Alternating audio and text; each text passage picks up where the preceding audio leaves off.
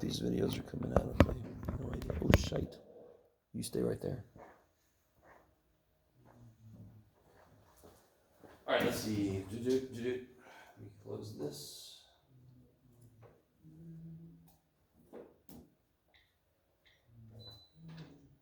Oh, Jeff. Too many buttons. Oh my God, come back. Okay, 42 in 8 point, what now? 2, okay. So this one's definitely free. These are definitely free. What's the base function? Very obviously. It's not cups, it's not waves, so it must be, what's the base function going to be? Tangent. Is that all right? It could be a flipped cotangent, but why would I assume that? It looks like tangent, correct? Because what would the difference be if it was cotangent? It would be the other way. It would just be flipped, exactly. Cool. Okay. So now we've identified it as tangent. What's the period of this thing at the moment?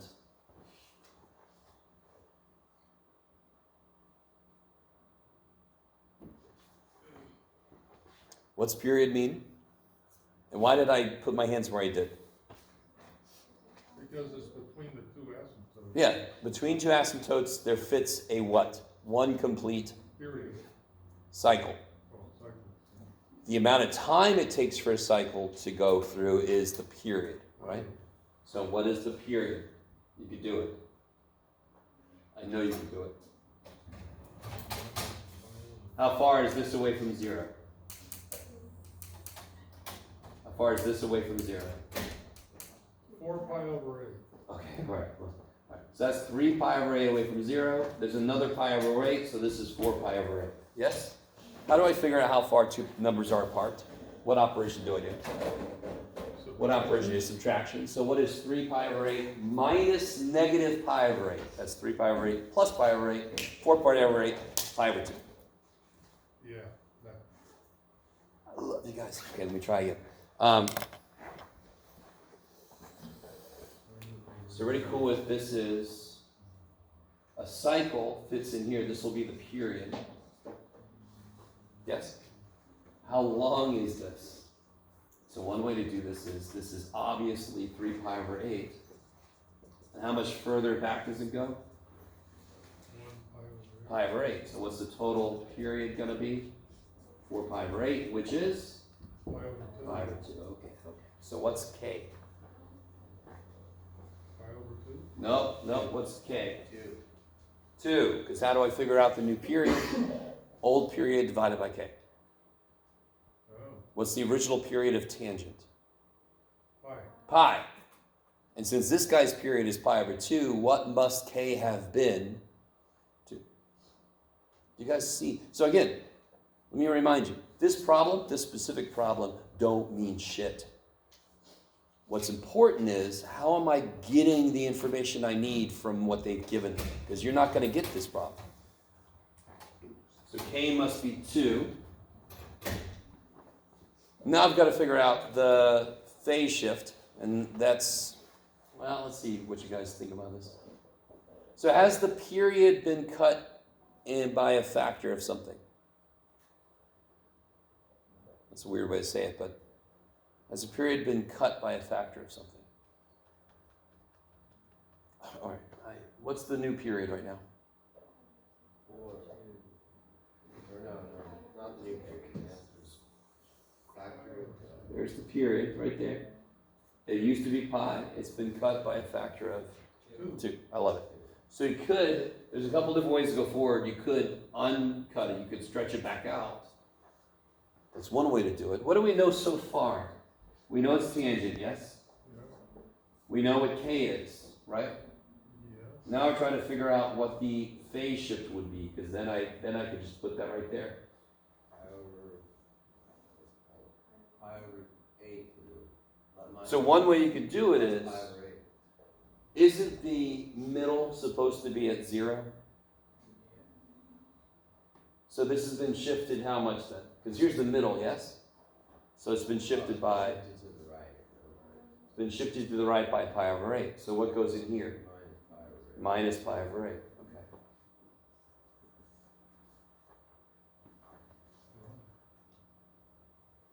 And there's no amplitude. Yeah, that's the other thing is I don't think they would have done that to us. It looks like this is one here. Yeah. They would have made it a little more obvious if it wasn't. That looks like it's one there. You guys see that? So there's no like stretch on the outside. That would be a little more evil if they did that. I'm not sure if another problem does that. Is that? Well, that has to be good because we just did the whole damn problem. So that must be okay. All right, let me catch up real quick.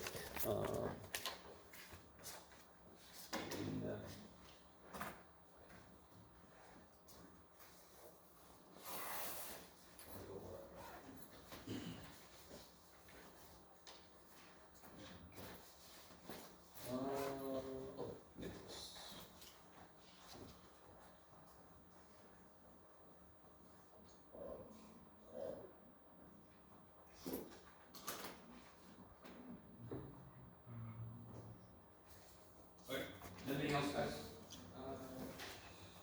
36, 8.2, please.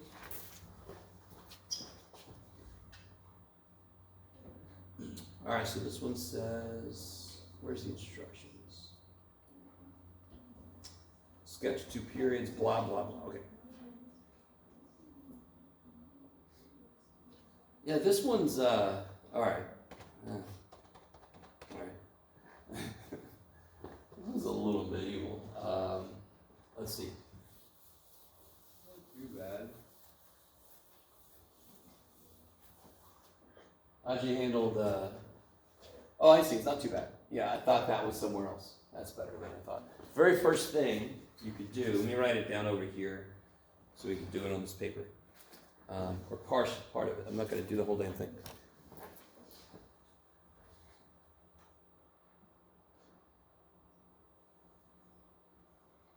I know you can't see what I'm writing because it doesn't matter. Okay.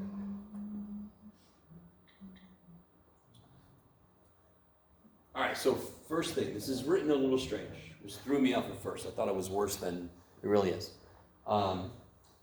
This is written very strange.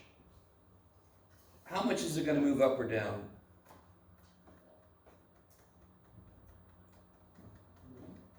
No, that's the problem. Distribute the 5 first. 15, negative.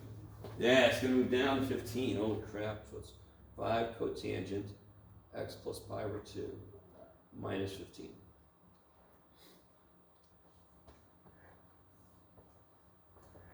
Okay. Can you multiply the? Yeah, of course, everything's being multiplied by 5. So from here, it shouldn't be too bad. What's the nice thing? What's the period of this? Has the period changed? And how do you know? Did the period change? Why? How do you know? No number in front of x. Okay, there's a 1 there. So what's the period of this? Negative. Pi. Period can't be negative. That'd be weird. Go for it. I was thinking phase. I understand.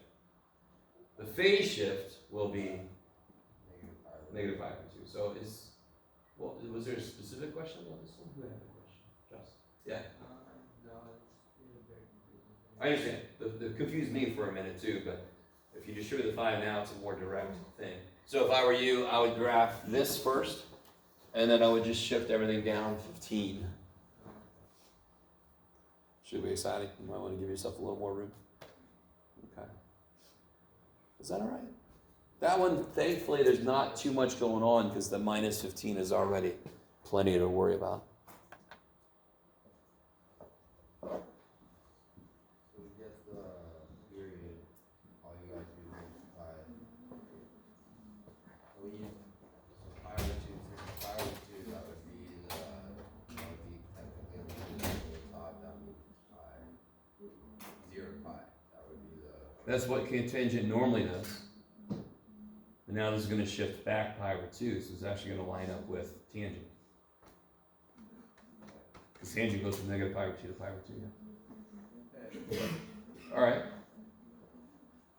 Is that good enough to get you all? Or? Why didn't the tangent go through pi over 0 and cotangent tangent go to negative pi over two? Sorry. Guys. Let me ask you a series of questions, real quick, guys. Why do tangent and cotangent have asymptotes? Because in those places, the domain is undefined. Yeah, exactly. So put you guys together. Cotangent has a cosine on the bottom. Tangent has a sine on the bottom. Those things can be zero.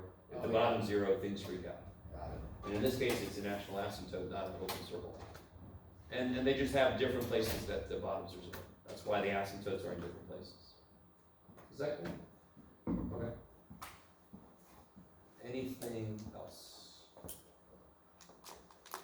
All right, so let's talk about, let's finish up section 8.3, and then we're going to start to get into chapter 9.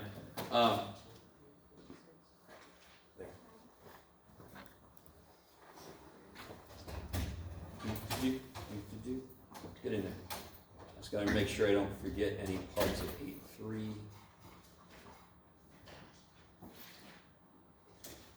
There.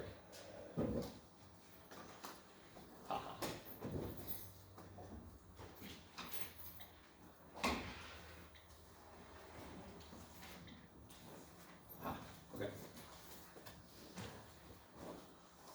Blah, blah, blah, blah, blah, blah, blah, blah, blah. Okay. So first thing is, just to remind you guys, I graphed the inverse sine. We are never going to graph it again. What's the big thing to know about sine, though? In order for an inverse to exist, what did we have to do?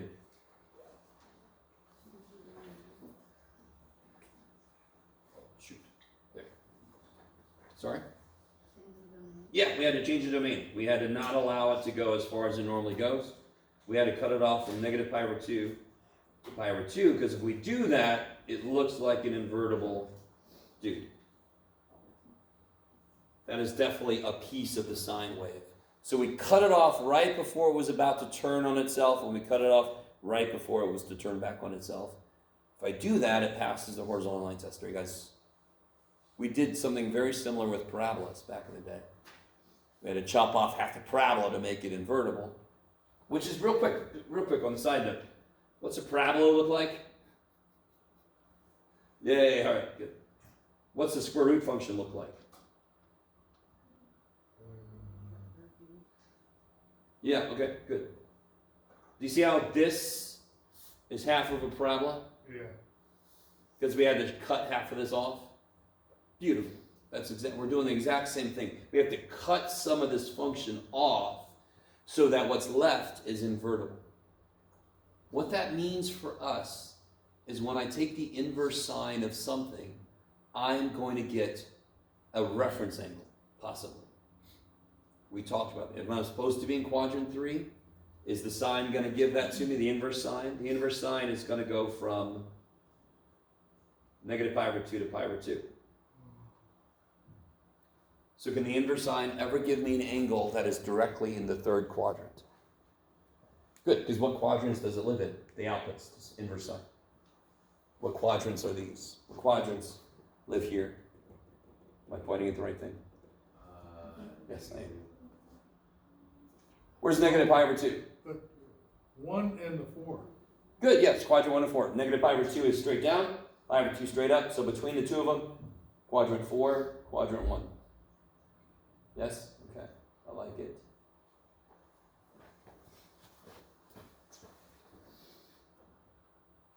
Okay, so here, if you don't have the calculator, come up here and borrow one real quick. Let's make sure we can all do this stuff in the calculator. Let's do it.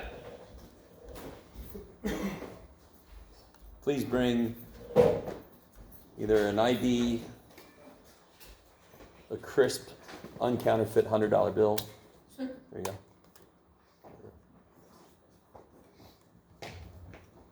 What's happening? Shibit. Thank you.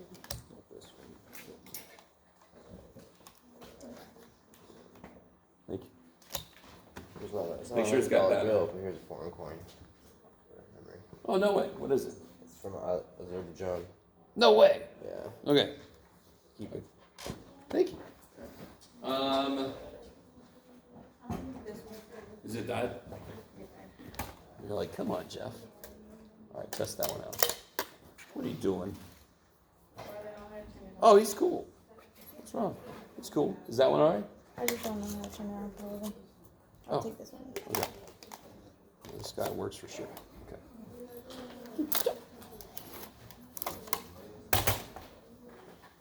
All right, so let's everybody try this. Try to put into your calculators, put in there inverse sine of 0.2. Graph it or just. There's not a function. It's going to be a number. So to graph it, it's just going to be a point. I want you to figure out what the inverse sine of 0.2 is.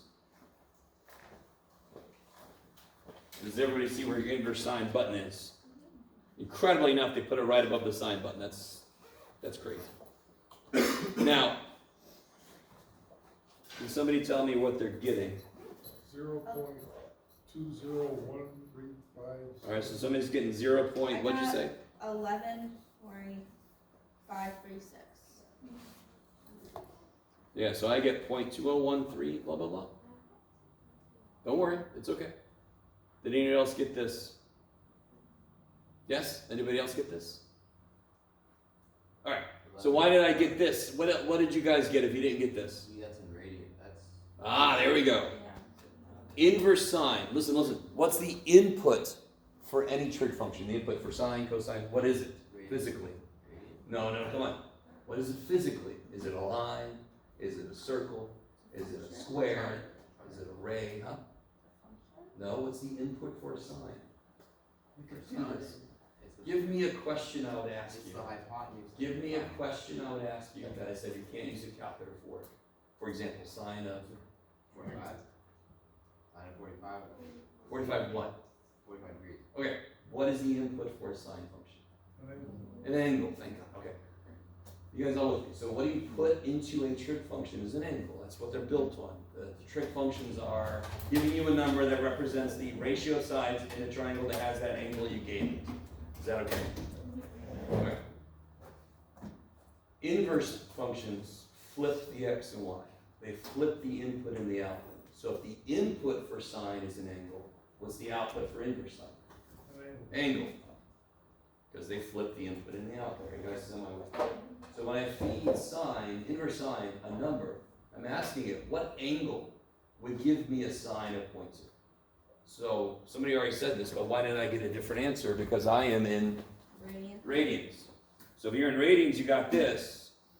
If we go to mode and change it to degrees, there's my 11 point blah, blah, blah. So be very careful. If they say it's got to be a certain something, make sure you're in the right mode. You go Yes. back. Say again? You go back. Go who to what? Oh. So mode, right there. Yeah, I got to the radian degree, but how do you go back? Second quit to, that quit button kicks ass. Oh, If you're somewhere you don't want to be, just hit quit. If only that was in life, that'd be amazing. Well, it's kind of, well, All right, let's not do it. Okay. You guys all okay with me? You guys see what I'm saying? What do you guys notice? What's interesting here, real quick? This is a little side note. Inverse sine of 0.2 is, in radians, roughly 0.2.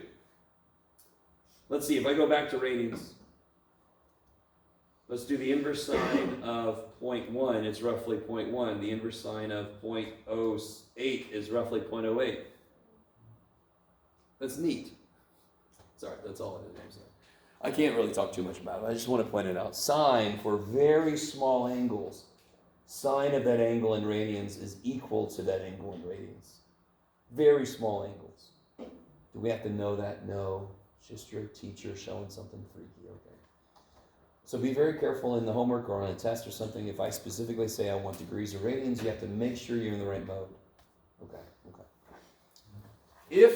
Don't hit enter, but put in there inverse sine of 2. Now, real quick, don't hit enter. Can anyone predict what's going to happen? It's gonna be about 2. Oh, I see. No, because that's not a small angle. it's gonna be 0.2. No. No.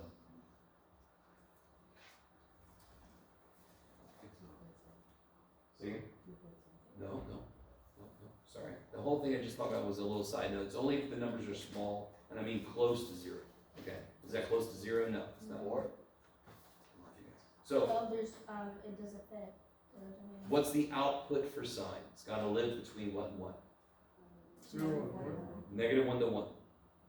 So when I say what's the inverse sine of 0.1, I'm asking you what angle makes sine 0.1. What's this asking you then? What angle makes sine 2? Is that possible? No. No. So let's hit the enter and see what the hell the calculator does. Undefined? Here. It's not the domain of the damn thing. The domain of inverse sine is negative 1 to 1 because that's the only possible outputs for sine. It's the only possible inputs for inverse sine. So I asked you a question before that you could do without the calculator. Put the calculator to the side. What's that? You don't need a calculator. Something like, I'll accept many different answers. Huh? Sine of 60 two. degrees. Wait, no wait, that's wrong. So 30 degrees. Phil's gotten the closest so far. 30 degrees, 30 degrees. 30 degrees. What is that question asking you?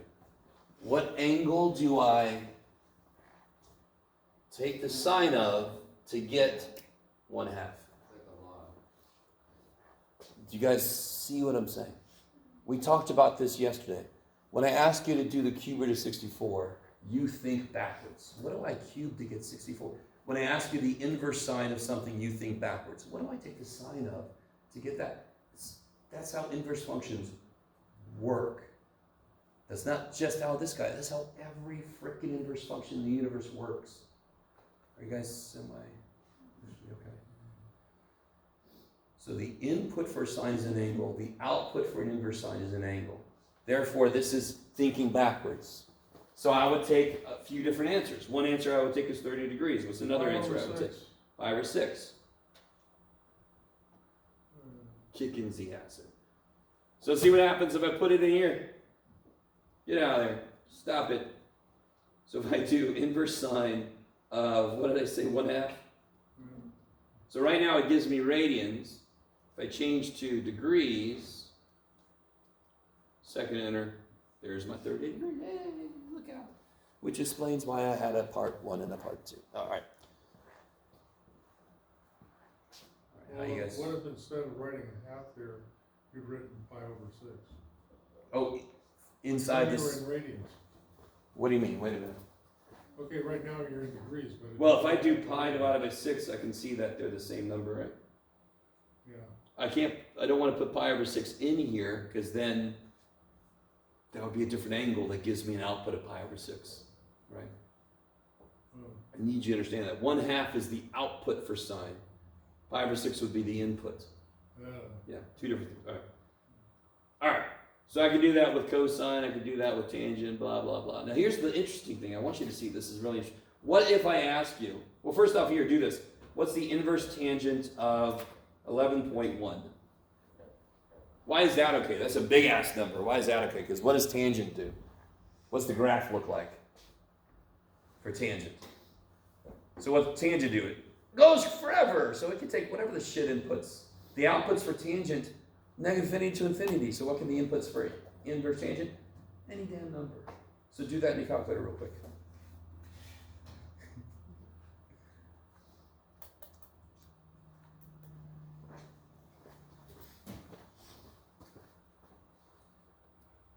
So the inverse tangent button is crazily enough right on the tangent. So what do you guys get? I can't remember what mode I'm in. I think I'm in degrees. So I got this degrees. And if I want that to be radians, I get, oh shit, Jeff, you just hit the answer. Good job, buddy. So I get this degrees or this radians. Yeah. Now, what if I ask you? That would be, Sorry? oh, so that would be in the third quadrant, right? No, Yeah, this is the first quadrant, right? that's the first quadrant? Yeah, it's less than 90. Oh, okay, Yeah. gotcha. So what if I ask you what the inverse cosecant of 11.1 is? In degrees or radians? Okay. It's gonna give me the sign. Cosecant would be 1 over Yeah, you don't have a Oh, it's not the reciprocal. you don't have a cosecant inverse or even a cosecant button, correct? So you just do one Yeah. divided. No, now here's where you gotta be really careful. I love you guys. Watch this. You ready? I don't blame you. This is weird. Once I show it to you, we'll see what you think.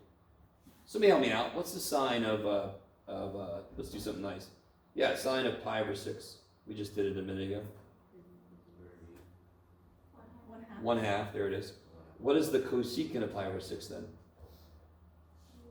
2? 2. So what's the inverse sign of 1/2? 2. No thinking involved. No, come on. I've already put the answer down here. The answer is staring you in the face. 1/2. Pi over 6. Because we know this. Oh, yeah. So what's the inverse cosecant of 2? 5 or 6. Pi over 6. Cool. So you are correct that the sine and cosecant involve a reciprocal.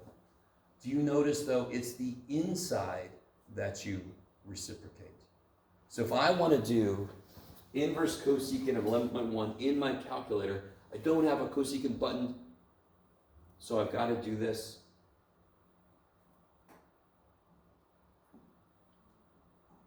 Whatever angle makes cosecant 11.1 would make sine 1 over 11.1. Does that make sense? Whatever angle would make cosecant 11.1. So if I knew that cosecant was 11.1, what's sine?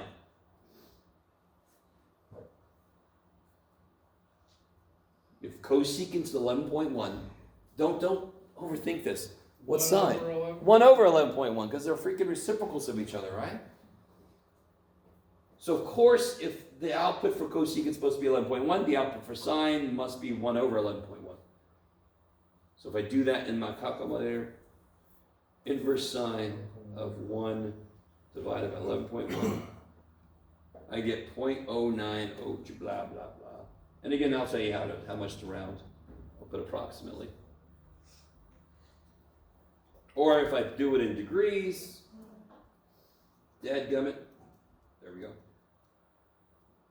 I get 5.17 degrees roughly. So when you're asking these questions, you're gonna tell us if you want it in degrees or radians, correct? Yes. If I don't say, then you can give me whatever. Yeah, I like it. I like it. Okay. So that's some basics about inverse trig and how to do your calculator, and they're weird. That was definitely a little bit weird, but it's still the same idea of reciprocate. We just have to reciprocate inside, not outside, because inverse, the outside is now inside. That's all. So we still reciprocate. Okay.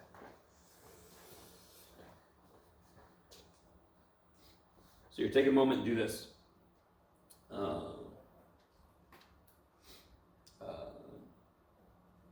You can do it, Jeff. Sure. I like it. Can I have a calculator, please? I guess. Make sure it's got battery.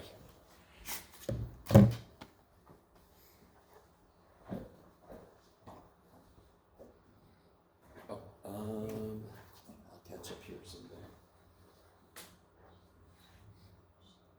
So what's the first step to do this? With the inverse cosine, Yeah, inverse cosine of, 1 over, well, sure, but what's more direct? Just take this and Flip it? flip it. oh yeah. Yeah, Number 4, okay. So now I can do inverse cosine of 4 divided by 9. What'd you guys get? I like that. I can kind of hide my stuff there. Yep. What'd you get? Oh, I got a 0 there. It sucks. 63.61 degrees, All right, 63.61 degrees, or 1.11 radians. Chabot. Okay, cool. And you can put the little rad word, or you don't have to, because if it doesn't have any units, I know it's got to be radians if it's an angle, right? Okay, I like it.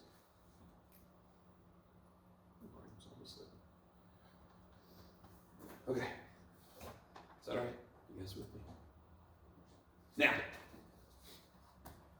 let me look back at the one we just did. Let me look back at this one.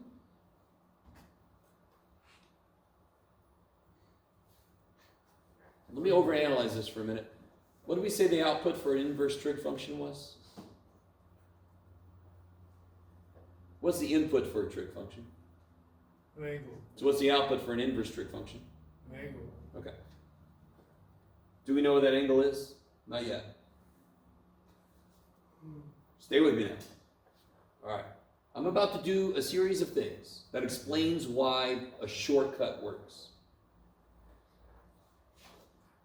How can I kill this? What would I do to both sides to kill this? You can do this. You can do it. If I had x cubed equals 7, how do I kill the cube? Take the, if I had an x cubed, take a cube root. Why? Because the cube root is the inverse of the cube, yes? Yeah. So what would I do to both sides to kill the inverse secant? What is the inverse of the inverse secant? The inverse Thank you cosine. so much. 1 over It's freaking secant, yes. Yeah. If I take the secant of both sides,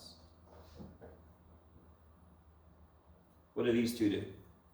They cancel. They cancel, because that's what inverse functions do. Kill each other. You got it. So violent, Mike. Where you learned that? Can you please draw the triangle that lives in? Draw the right triangle that describes. That describes a right triangle, yes? Yeah. 30, With an angle theta in it. 30. Wait, no, not 30. We already figured out what the angle was just a minute ago, so that's not really part of my worry. Is it 45? Huh? 45. No, we already figured out the angle is 63.61 degrees. Yeah, it's the same problem, right? Okay. 1.11. No, I'm not sure what you guys are doing. All right. So here's my angle. Here's my right triangle. Which side is 9? Which side is 4? Now, one thing you could do for yourself, what's cosine theta equal to? 4 over 9. 4 or 9? Is that better? What side's 4? What side's 9? It's the same thing. 9 is, Good. 4 is x. Good. It would have worked here too, because secant is r over x, right? Or h over x, whatever you like better. So if I ask you, what is the tangent of theta? That would be x. What am I missing? X. Or the height. Y. I'm missing the y piece, yes? All right, take a minute, figure out what that is. Or, not a minute. Shouldn't take you a minute. 5. Definitely not. You gotta square some shit. Square root is 3. 5. I don't know. Square root is 5. Wait a minute. Yeah, so yeah. Huh? 806. So square root is 65. You guys know me, I don't want Yeah, decimals. whatever it is. Come on, dude. So what's the tangent of theta then? 65 over 4. So close. I mean 4 over 65. Because. Further away. Square root is 65 over 4. Yeah, that's what it is. Oh, I didn't say square root. I know. Yeah, you got me. I did. Ha ha ha. I It's lived not it. English class. Yeah, Is everybody with what just happened? I need you to really get this. I don't have to do all this shit right here. I could look. So what we actually just did, where did that angle come from? Isn't that what this is? That's where we started, correct? So watch this. What we actually just did, we actually just answered this question.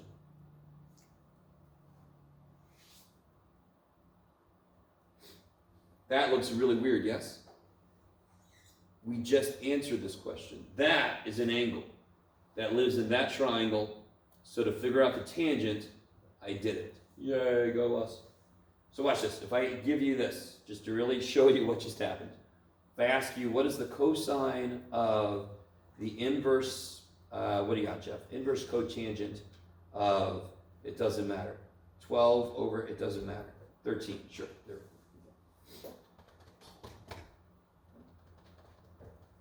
I can immediately set up a triangle that this angle lives in.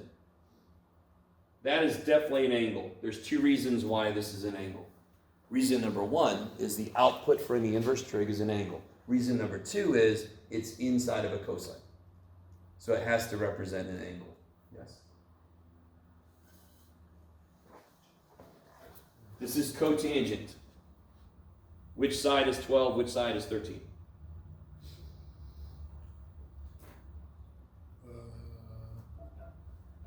Tangent's y over x, so cotangent is x over y, so which side's 12?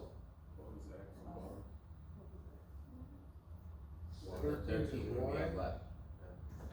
So I want to know what the cosine is of this Even angle. if it's inverse, even if it's inverse, tangent, but it's still on the same side, or it's still y and x, or. So remind, It's inverse gonna- cotangent of 12 13s is the same thing as the inverse tangent of 13 12s. But I'm saying that would mean that, so that's x over y then. But this is y over x now, Oh, now it's y over x, I'm sorry. because it's tangent. But And then. cosine Y over is X. gonna involve the hypotenuse. Good! So like we just did a second ago, crazy ass Jeff making you do stuff, that's crazy. The question is cosine, I need to know the hypotenuse. We're gonna square 13 and square 12. Yep. So this will be 13 squared plus 12 squared. And, Square root, right? right. Square root of something. 313? It's like 169 and 100. Is it 313? 313. Dude! Sorry. And that's not easily square rootable. So what's the answer? What's the cosine? Mine would be, what's the, It's gonna be Y 12 over over red hypotenuse. 313. Yeah, don't overthink it. Cosine is x over r. 12 over 313. What do you have to do with this?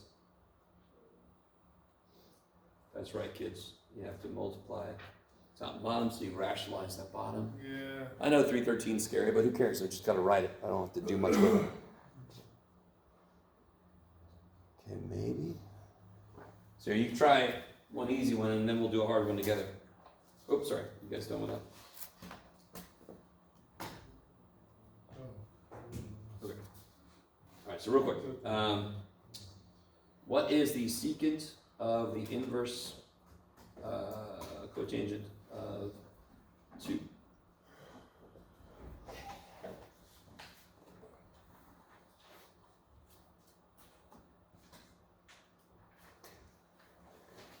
So whenever I have an inverse trig, it represents a triangle. And you can draw that triangle.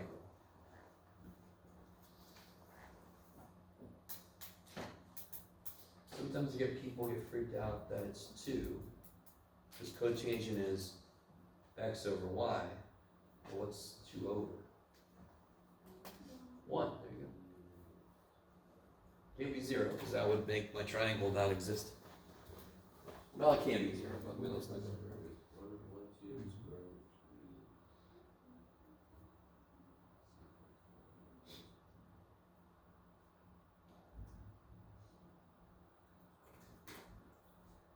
So where's 2, where's 1?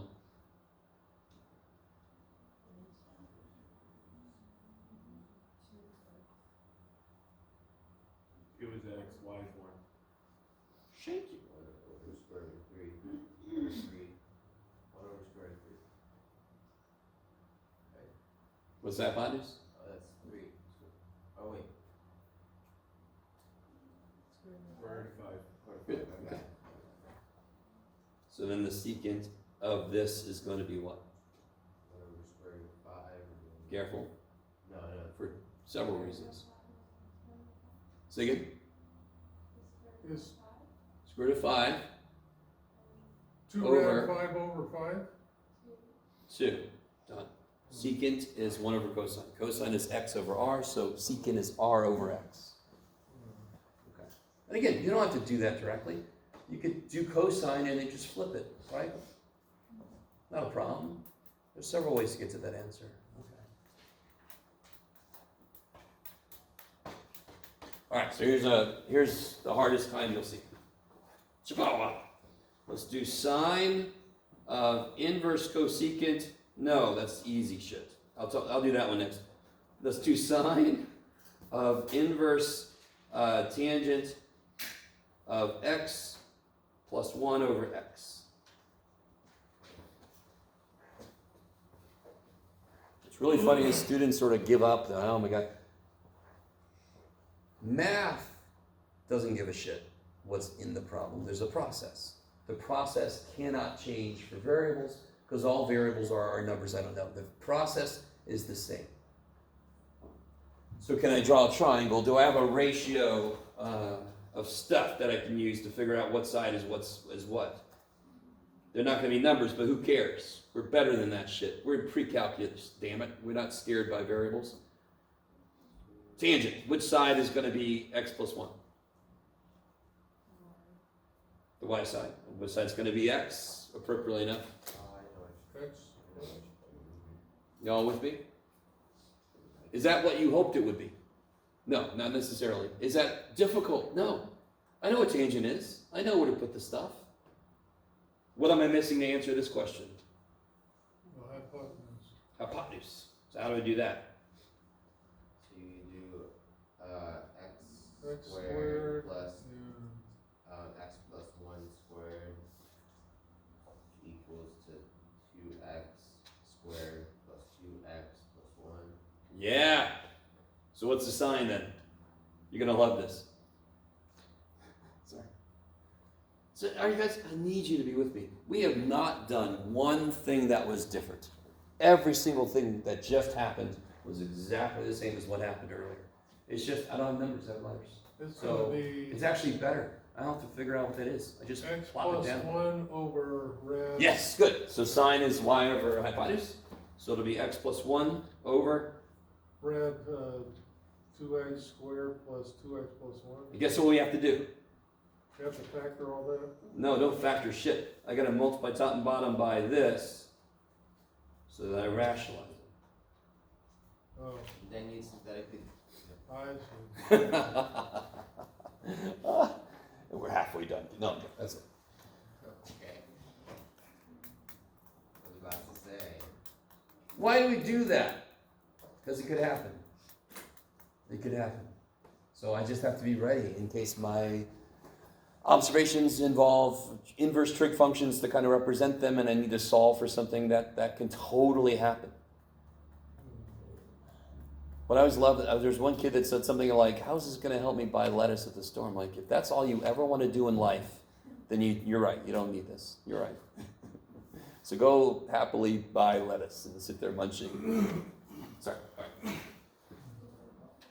I'll never forget this. Okay.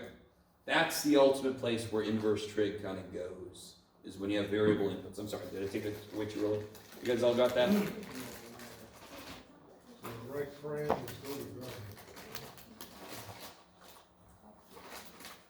All right. So let's do this. What do we know so far in terms of identities? Let me start to collect some stuff. So we know sine squared plus cosine squared is 1. If I divide through by cosine squared, I get tangent squared plus 1 is. Does anyone remember if I divide through by cosine squared? What's 1 over cosine? oh, that would be, Secant? Secant squared. Do you see how nothing here has a co on it? So what's really, really nice is the other thing, and I'm going to write it this way just because this is the way I have numbers. Tangent becomes cotangent. Still a 1 there. Secant becomes cosecant. And this is also an identity. So instead of dividing by cosine squared, I could divide by sine squared, and I get this.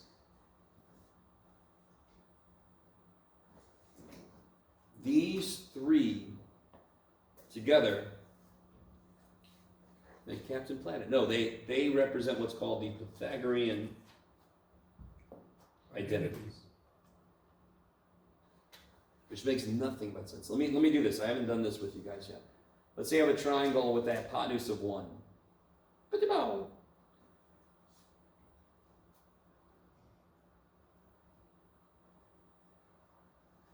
What's sine theta in that triangle?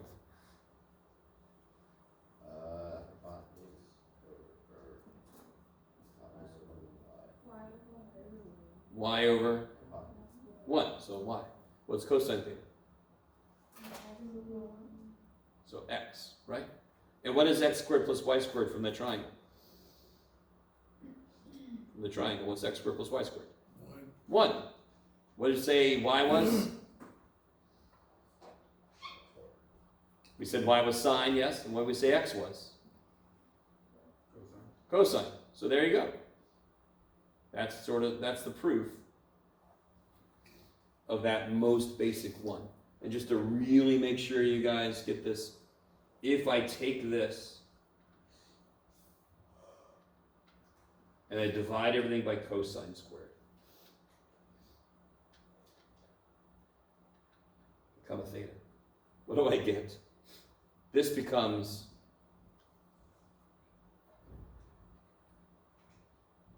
what's cosine squared theta divided by cosine squared theta? 1, yes. What's sine over cosine? What's sine squared over cosine squared? Tangent. Tangent squared. And what's 1 over cosine? Secant? So it's 1 over cosine squared is secant squared. So we just caught this guy. Yes? So if you wanted to, you could just memorize this and then build the other two when you need them. What's really nice about these two is the symmetry. Tan squared plus 1 is secant squared. Cotan squared plus 1 is cosecant squared. Co, no co.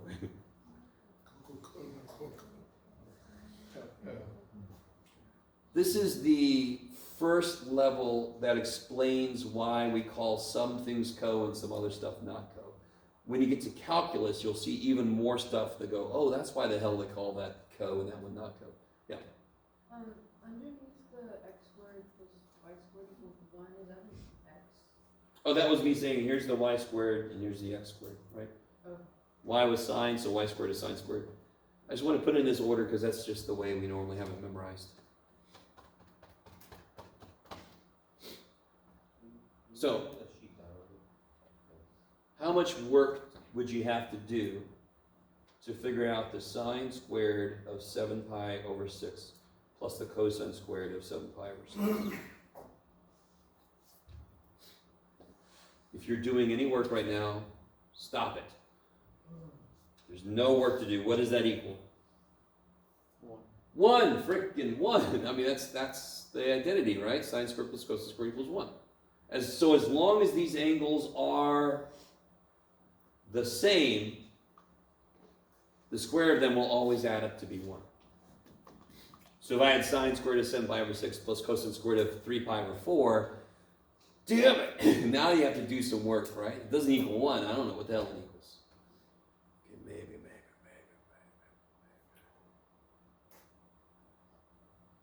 All right. Now, I don't think we've talked about this yet. What that is. That was a negative 0 for a second. Neither.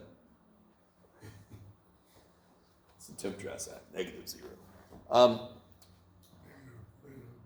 Yeah, so how does that relate to sine of theta? That's my question. You're like, I don't care, John. All right, so here's what I keep in mind.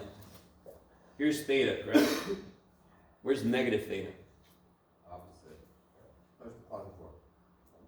Whatever sine of theta is, how does sine and negative theta relate to it?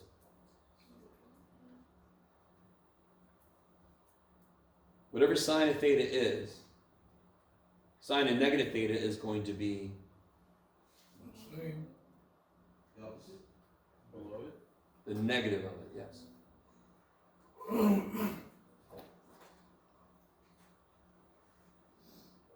Now, using the exact same picture, whatever cosine and negative theta, what's cosine in this triangle related to cosine? The x value. Let's say this is 1. Yeah, it's related to this, yes? Yeah. What about this triangle? What's cosine related to? Same one. This! So whatever cosine of this is, Same. the same. So I don't know if you guys remember what kind of symmetry x squared had. It's even. Even. And that was when I put an input of x and an input of negative x and I get the same answer. Well, that's cosine. Cosine has even symmetry. And secant has also Sine even symmetry. has odd symmetry. And we can see that shit. Yeah, odd symmetry would be like a cubic, yes? Because it would be symmetry through the origin.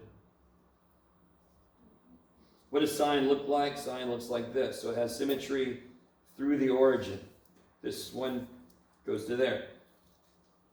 Cosine has symmetry across the y-axis, just like a parabola does, yes? There's a little happy octopus. But cosine looks like a down parabola here. It is symmetric with the y-axis. It's got even symmetry, just like a parabola does. You don't have to cut it off. Say again? You don't, unless for the period, you don't have to. We're not talking about inverses or anything. We're just talking about the symmetry. Inverse is only, Yeah. clarify. So what about secant? What's secant and negative theta? How does it relate to secant theta? 1 over cosine. No. How does secant negative theta relate to secant theta? Negative. secant theta? What's secant related to? Cosine. Cosine. So what's cosine do? Cosine is even and. Cosine stays the same. So what's secant do? It's even. Secant freaking stays the same because secant is just 1 over cosine, yeah? So what about cosecant? That's gonna be odd, Good, so it's going to be like sine. negative cosecant because whatever sine does, cosecant does the same thing in terms of positive and negative. What about tangent? Well, tangent's made of sine and cosine. Sine changes signs and cosine doesn't. It'll be negative. Good. tangent theta, And of course, the same thing for cotangent. you know. So the only two trig functions that are odd are sine and Even. they're even or cosine and secant. I can get that out. I knew what you meant. Thank you. Very exciting. So I appreciate everybody staying in your seats. Okay, so Wait, can you put that up for just sure, a couple more seconds? even more than that. Let me make sure I don't miss anybody.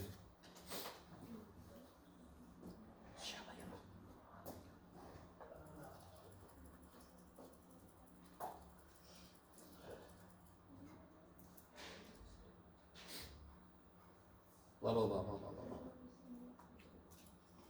All right. Yeah. Yeah, okay. I want to make sure that they didn't give us anything I haven't talked about yet.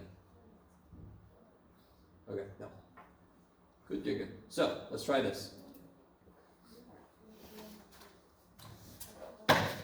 So, we're about to get into a section where we learn more identities. So one big thing about knowing identities is I can verify other identities. This is section 4, or 9, 9-1. Say again? This is 9-1. Yeah, this is 9-1.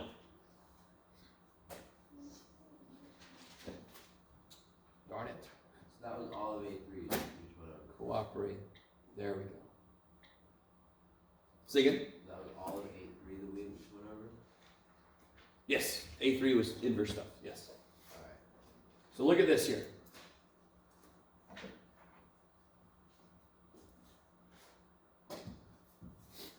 So I want to verify this identity. So listen. This is something that students, I do not blame you for forgetting this. When I'm trying to solve an equation, can I do the same thing to both sides? In fact, I have to, right? If I had x plus 1 equals 7, how would I solve that? X plus 1 equals 7. X plus 1 equals 7. That would Remove one from each subtract side 1 from both sides. Why am I allowed to do that shit? because it's an equation. Because it's an equality. Yeah. It's n equals, right? So I am allowed to add or subtract the same thing from both sides because it's known to be equal. This question is verify this. I do not know if that's true. So I am not allowed to do something to both sides.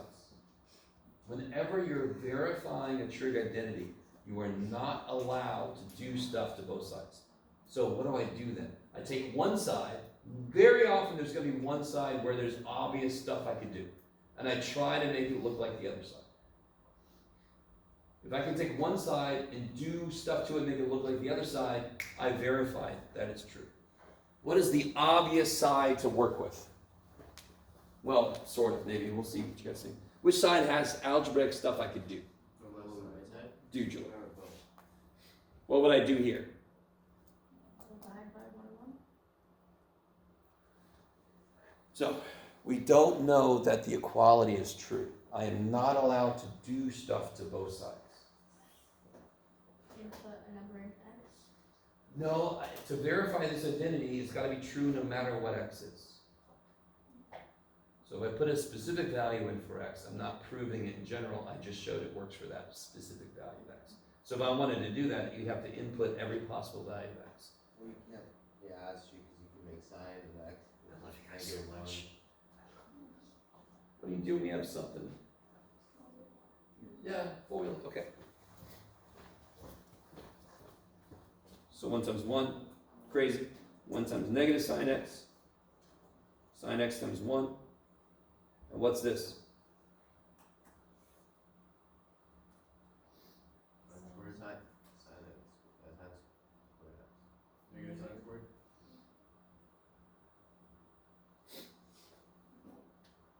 Right, so that's working with the left-hand side. So what happens here that's nice?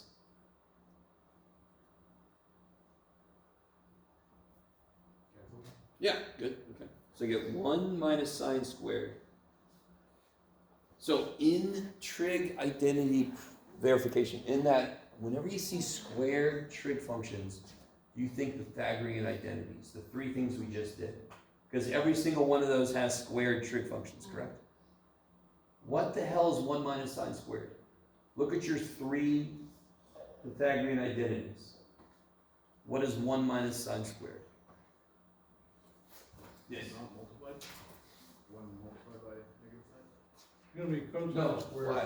What? No, of course not. What? There's, 1 times 1 is 1. I don't know if you're worried about that dot. Yeah, okay. Yeah. 1 minus sine squared is gonna be cosine squared. Cosine squared. And is that the other side? Mhm. So this is what you'll do. Believe it or not. This shows me you understand what the hell you just did. You go, oh, check. Okay. Because to grade this is really weird because I'll have students do stuff and I'm like, I have no idea if you know what you just did. No idea if you understand what just happened. The whole point of this is, can I make one side look like the other side? If I can, they must be equal. Does that make sense? Yes? Why is 1 minus sine squared? Okay. Look back at these guys. Sine squared plus cosine squared is 1.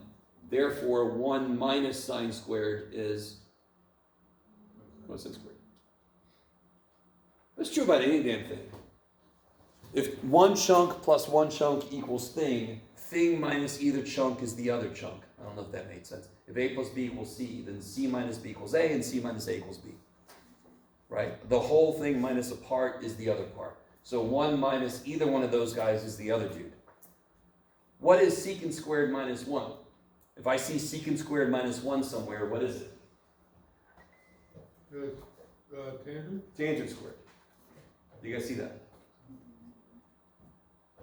Because you just subtract 1 to make secant squared theta minus 1, and you get tangent squared theta. Is that cool?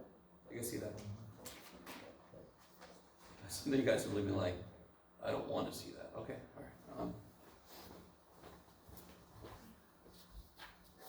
All right, let's try one more. Yeah. Oh, that one looks nifty. I like this one.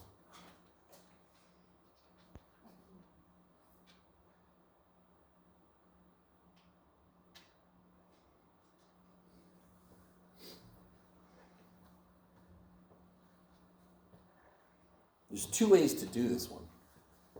Multiply. You multiply secant squared times sine squared, right?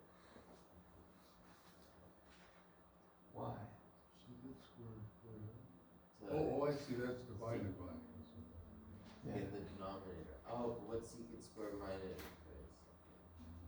Yeah, we just said it. So one way to do this, Tangent, you put tangent on. secant squared theta minus 1 is tangent squared theta, right?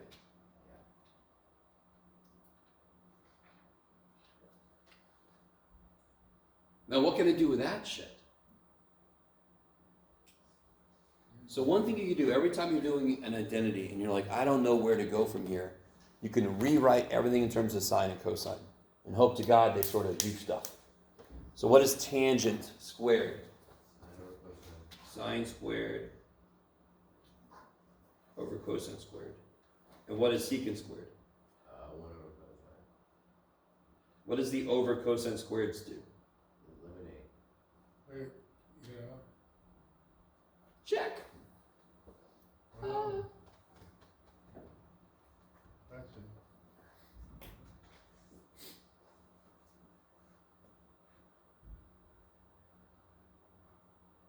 Get a more interesting one. They're not very many interesting ones here because we don't know much yet. Yeah, they don't have very many interesting ones. You're all like, we know a lot of shit. I mean, in terms of trig identities, we really don't know many. Let's just give you a little preview of where we're headed. And we're going to do a lot more of these examples. Okay, we're just little baby steps. The next thing we're headed towards is I want to figure out what this might be in general. In the same way, I want to figure out what this might be. I would also love it if we could figure out what sine of twice an angle is and cosine of twice an angle. I would also love it if we could figure out what sine of half an angle is and cosine of half an angle. Are we doing all this now? Hell no. Oh, okay. Kidding me. Now. So a little preview of where we're headed. This is going to be so exciting. Sorry. I want to see who looked at me. Who looked at me like that. I'm going to say this again when we start this. I'm going to go through a derivation that shows what those are. You are never going to have to do what I do in that derivation by yourself, ever. Because it's not the most obvious stuff. You guys got it with me. We're going to do it together. Once we develop what those are, you have to memorize them. But you never have to redo the whole where the hell they come from, because that's a bit freaky. But I love it. And of course, that probably makes you go, I am going to hate it. But we'll see if you guys really hate it, the derivation. The funny thing is, if I know what sine of a plus b is, if I know what that is equal to, how could I figure out what this is equal to? Isn't sine of 2 theta just sine of theta plus theta? Yes? So if I know what sine of any angle plus any other angle is, I could just replace them all with just 1 theta, and then I could figure out what it is. So it's not going to be a brand new identity. It's going to be built off of one we already freaking know. Same thing with cosine. And what about these? Well, we're going to see a connection. If I know what sine of twice an angle is, I can kind of work things backwards to figure out what sine of half an angle is. So all of these are actually basically based on the same 2 things. You could use that to help you not memorize as much stuff, or you could just memorize every damn thing. It'll be up to you, right? Eventually, once I get all the identities out there, I'm going to give you a sheet. It's my green sheet of trig laws. There's going to be a black line down the middle of it. Everything above the black line you're going to have memorized. Everything below the black line you don't have to have memorized. Basically because I don't have these memorized either. So I never make you memorize anything I don't have memorized. I also don't make you memorize everything I have memorized. But that's enough for today, guys. That's plenty. So we'll get into that tomorrow. Something to look forward to. I'm thinking we'll have a quiz on. Jeff, finish that sentence. Thursday. Tomorrow? You want a quiz tomorrow? No, never mind. Monday. Quiz on Monday. On This is 9-1. 8.2 and 8. Yeah, just 8.2. Oh, that's not bad.